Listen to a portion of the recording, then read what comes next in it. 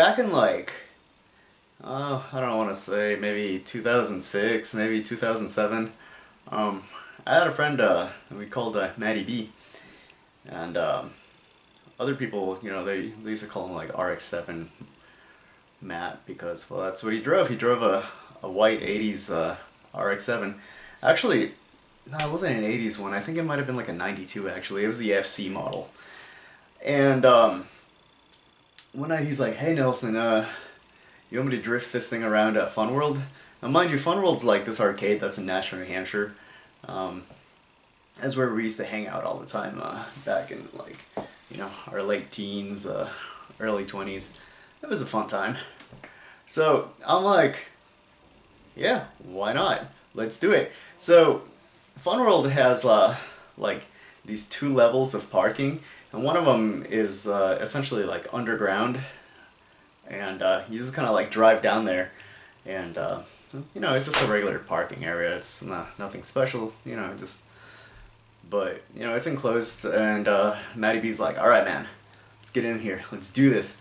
So he used to start just drifting around the the entire parking area down there, and it's underground and it's an enclosed area, so it's just super loud. You just hear the tires squealing everywhere, that rotary engine just whining really hard, and as we're just drifting through, Sandra, the owner of Fun World, you can hear her like say over the PA like, "Hey, call the police, get their license plates, and whatever. We can't allow this crap to happen here."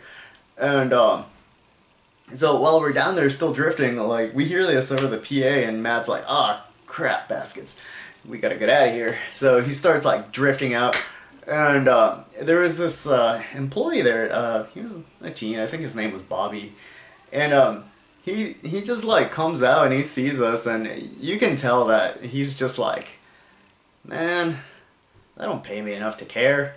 And he's just like, "Hey guys, they're looking for you." As we're drifting by, he's like, "Just get out of here."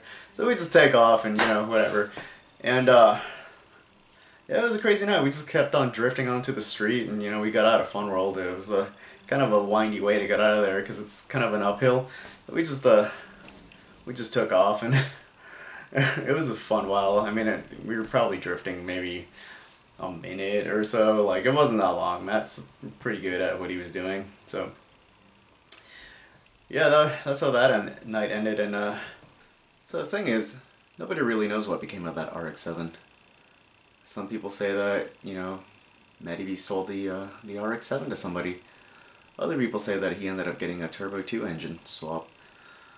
Some people say that the car ended up in Japan. Apparently some racer who goes by the White Comet races it. I guess he's the leader of like a racing group down there called the Akagi Red Suns. Some say that car is still drifting underneath Fun World to this day. And if you listen closely, at nights, once Fun World has closed down at around 11 o'clock at night, if you listen, you might just be able to catch a glimpse, or perhaps even hear the tires just burning underneath Fun World. The screeching and that high-pitched screaming of the rotary engine. Beautiful. Of course, that's probably the least likely to happen, but it's the one that I choose to believe. It's the one that I hold dear in my heart.